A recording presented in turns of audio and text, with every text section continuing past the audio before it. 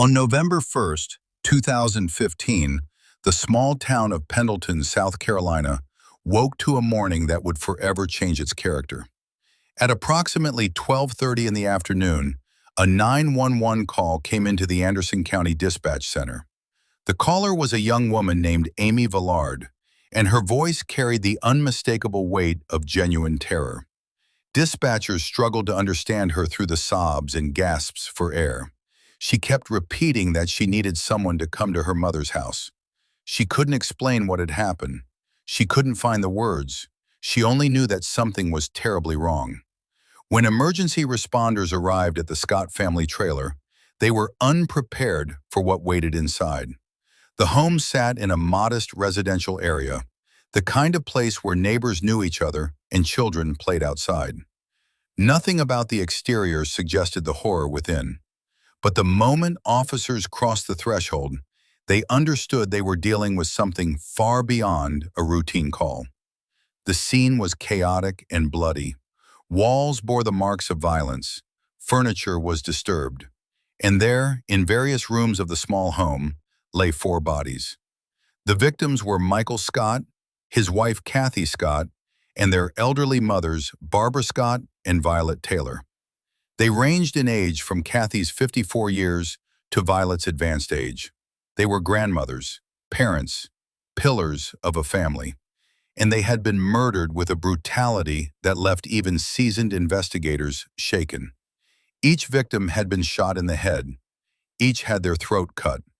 The gunshot wounds had been inflicted after death, suggesting a methodical approach to killing that spoke of intent rather than passion. But the victims had not submitted quietly. All 4 showed defensive wounds on their hands and arms, evidence that they had fought desperately for their lives. Bloody handprints marked the doors and walls where someone had tried to flee after being stabbed. They almost made it. They almost escaped. But death followed them through that trailer, room by room, until no one was left standing. Detectives from the Anderson County Sheriff's Office arrived on scene and immediately recognized the complexity of what they faced. Quadruple homicides were rare in this part of South Carolina. The kind of violence on display was almost unheard of. They began the meticulous process of documenting everything, photographing every room, cataloging every piece of evidence. What they found inside the trailer told a strange story that would puzzle them for years to come. The home showed no signs of forced entry. Doors were intact, windows were closed and unbroken. Whoever committed these murders had been let inside willingly by the victims. That fact alone narrowed the field of suspects considerably. These were not strangers who broke down the door in the middle of the night. These were people known to Michael and Cathy Scott, people they trusted enough to welcome into their home. Further complicating the picture was the presence of valuable items throughout the trailer. Michael Scott was known in the community as a collector. He bought and sold gold jewelry, vintage video games, and other items with resale value. He also kept significant amounts of cash in his home because he distrusted banks. On the day of the murders, those items remained in plain sight. Cash was left untouched. Jewelry stayed where it belonged.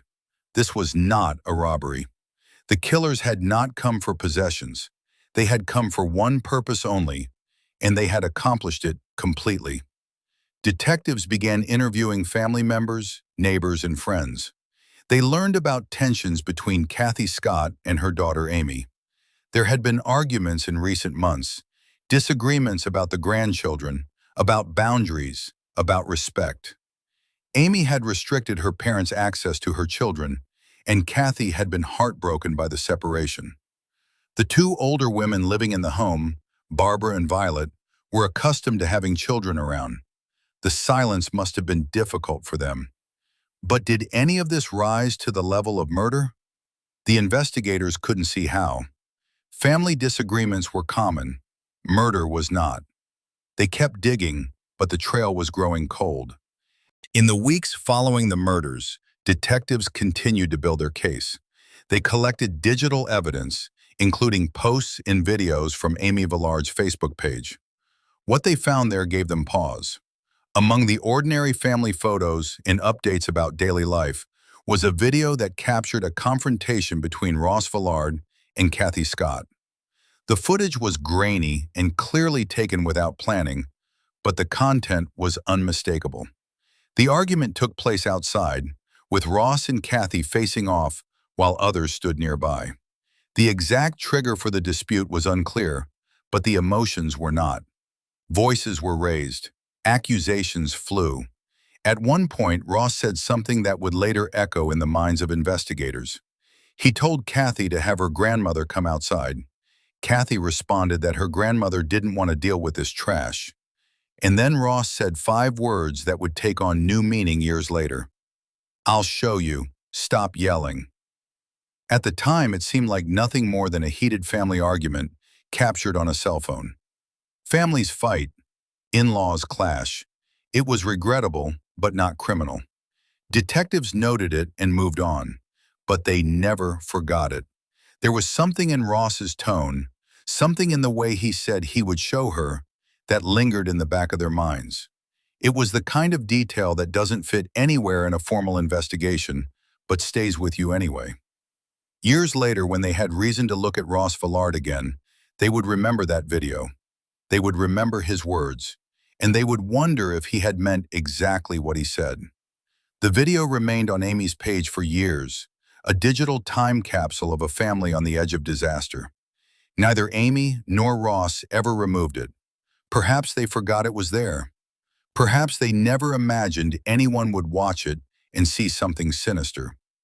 But someone did watch it, and someone did remember. As months passed without significant breakthroughs, the investigation into the Scott family murders slowed to a halt. Leads were pursued and went nowhere. Suspects were identified and cleared. The trail of evidence grew cold, and with it, the hope of justice for Michael, Cathy, Barbara, and Violet faded. The case files were moved from active status to the cold case unit, where they joined thousands of other unsolved homicides across the country. For the community of Pendleton, the murders became an open wound that refused to heal. Amy and Ross Valard continued their lives. They ran their pet grooming business. They raised their children. They attended family functions and presented themselves as the surviving children of a terrible tragedy. When asked about the murders, Amy spoke of therapy and healing. She said she had made peace with not knowing who killed her family. She had to move forward for her children. She had to be healthy. Ross supported her narrative, playing the role of the protective husband who had married into a family torn apart by violence. But behind the scenes, cracks were beginning to show. Their business struggled. Their finances were precarious. In 2013, Ross had reported income of just over $25,000. Yet in 2014, he managed to purchase a Ram truck, a Mustang, and 2 Harley-Davidson motorcycles, totaling nearly $35,000 in luxury vehicles. The numbers didn't add up, but no one was looking closely enough to notice. Not yet. For 8 years, the Valards lived with their secret. They slept in their beds. They celebrated holidays. They watched their children grow. And somewhere in their minds, they must have believed they had gotten away with it. The investigation was over. The detectives had moved on. The case was closed, if not officially, then in practice. They were free. In 2023, a detective with the Anderson County Sheriff's Office decided to take a fresh look at the Scott family murders. Cold cases are never truly closed. They sit in filing cabinets and on hard drives, waiting for someone to open them again. This detective was that someone. He pulled the files, spread the evidence across his desk, and began reading as if he had never seen any of it before. He looked for details that previous investigators might have missed. He looked for connections that hadn't been made, and he found something. Among the evidence was a photograph taken by Michael Scott just 2 days before his death. Michael had sent it to a coworker, apparently proud of whatever transaction he had just completed. The photo showed a stack of $100 bills. New bills. Clean bills. The detective noted the image and filed it away mentally. Then he obtained a search warrant for Ross and Amy Valard's home. What he found there would change everything. Inside a safe in the Valard trailer, investigators discovered more than $67,000 in cash. It was neatly organized, carefully stacked. And when they examined the bills closely, they found something remarkable.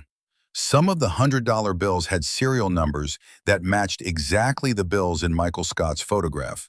It was impossible to dismiss as coincidence. The math alone made it statistically improbable. The money in Ross and Amy's safe was Michael Scott's money. Money that should have been in his home on the night he was murdered.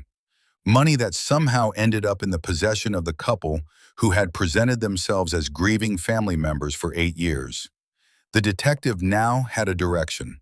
He had a target, and he had a question that demanded an answer. How did Michael Scott's money get into Ross Valard's safe? With the discovery of the matching cash, investigators began examining Ross and Amy's financial history in detail. What they found painted a picture of a couple desperate for money in the months leading up to the murders. The numbers told a story that Ross's claims of savings could not explain. In 2013, Ross Valard's proven income was $25,622. This was documented on tax returns and bank statements. It was not enough to support the lifestyle he and Amy appeared to be living. In 2014, despite earning roughly the same amount, Ross spent nearly $35,000 on luxury purchases. He bought a Ram truck for over $14,000. He bought a Mustang for nearly $6,000. He bought 2 Harley-Davidson motorcycles, one for $11,000 and another for $5,000. The spending exceeded his income by a significant margin. Their pet grooming business was not the solution to their financial problems. In 2014, the business generated just over $33,000 for the entire year. After expenses, the profit margin was slim. They were not building wealth. They were falling behind. By the time of the murders in October 2015, Ross and Amy were on the verge of financial collapse. They needed money, and they needed it badly. Ross would later claim that the cash found in his safe represented years of careful saving. He said he had accumulated it over time, setting aside small amounts until it grew into the $67,000 investigators discovered. But his tax returns contradicted him. He did not earn enough to save that much. The math was impossible. The only explanation that fit the evidence was that the money came from somewhere else. Somewhere like Michael Scott's trailer. Somewhere like the home where 4 people were murdered on Halloween night, 2015. While financial records provided motive, investigators needed more. They needed someone who could speak to Ross and Amy's state of mind in the months before the murders. They found that person in Roxy, a former employee at the Valard's pet grooming business. Roxy had worked for them during the period leading up to the killings, and she had seen and heard things that would prove invaluable to the investigation. Roxy described a business that was struggling. Ross and Amy were just getting started, and money was tight. Arguments were common, and most of them centered on finances. But Roxy also heard something more disturbing. Amy talked about her childhood. She talked about her father, who had died years earlier in a car accident. He had been hospitalized, and according to Amy, her mother made the decision to remove him from life support. Amy never forgave her for that. She hated her mother for it. The depth of that hatred, simmering beneath the surface of daily life, was something Roxy could sense even if she couldn't articulate it. There was a conversation that Roxy would never forget. She made a joke, a dark joke about Amy's mother. She said, "You want me to take care of her for you?" It was the kind of thing people say without thinking, a throwaway line meant to be funny. But after the murders, after Roxy learned that Cathy Scott and 3 others had been killed, that joke came back to her with terrible force. She thought about how easily she had said it. She thought about how Amy had responded. And she thought about how close she might have come to being involved in something unimaginable. Roxy's testimony gave investigators something they desperately needed: insight into Amy's emotional state and her feelings toward her mother. Combined with the financial evidence, it created a picture of a woman with motive, a woman with resentment, A woman capable of terrible things. The breakthrough that would finally break the case open came from an unexpected source, a pair of running shoes. Among the evidence collected from the crime scene in 2015 were photographs of bloody footprints left on the floor of the Scott trailer. The pattern of the sole was distinctive, but without a suspect to compare it to, it was just another piece of unsolved evidence. 8 years later, that changed. Investigators obtained surveillance footage from a gas station in Pendleton on the night of October 31st, 2015. Halloween night, the night before the bodies were found. In that footage, Ross Valard walked into the store. He was wearing shoes. The camera captured them clearly enough to identify the make and model. They were Asics, specifically the Asics Gel Speed Star 5.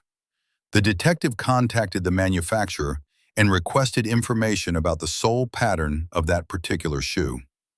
The company confirmed that the tread design was unique to that model. No other shoe left the same print. Armed with that information, the detective returned to the crime scene photographs. He compared the bloody footprint from the trailer to the shoe in the gas station video. They matched perfectly. The same pattern, the same dimensions, the same everything. Ross Valard had told investigators repeatedly that he never entered the Scott trailer on the day of the murders. He was adamant. He wasn't there. He didn't see anything. But the evidence said otherwise. His shoes were inside that trailer. They left prints in blood. They were present at the scene of 4 murders, and Ross had no explanation for how they got there. The shoes themselves were never found. Ross claimed not to remember what happened to them, but their absence didn't matter. The prints remained. The video remained. The match was confirmed. After 8 years of lies, the truth was finally visible. Ross Valard had been inside that trailer. Ross Valard had walked through blood. Ross Valard was a killer.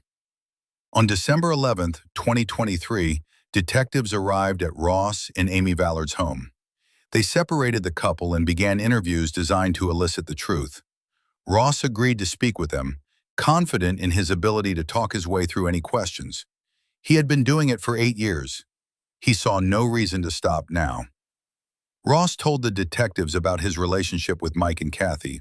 He said it was good, mostly good. There had been an argument around the 4th of July, but things were improving. He and Amy had married in October 2015, just a week before the murders.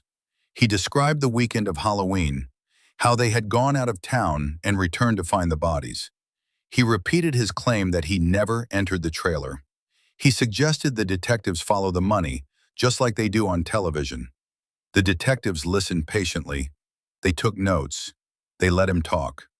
Then they asked about the shoes. Ross claimed not to remember owning a pair of red Asics. The detectives showed him the gas station video. They showed him the crime scene photos. They explained that the shoe company had confirmed the match. Ross had no answer. He said he didn't know where the shoes were. He didn't remember what happened to them. The detectives laid out the rest of their case. The money in the safe with matching serial numbers to Mike Scott's cash. The financial records showing Ross couldn't have saved that much. The text messages proving they were broke weeks before the murders. The arguments, the tensions, the lies. "We're not here because we think you did it," the detective said. "We know you did it." They offered him a chance. If Amy was responsible, if she had pushed him into it, now was the time to speak. The first one to cooperate would get the better deal. Ross sat silently for a long moment. Then he asked for a lawyer. The interview was over, but the damage was done. 4 days after the interrogation, Ross and Amy Valard were arrested and charged with 4 counts of murder. The charges covered every victim in that trailer: Michael Scott, Cathy Scott, Barbara Scott, and Violet Taylor.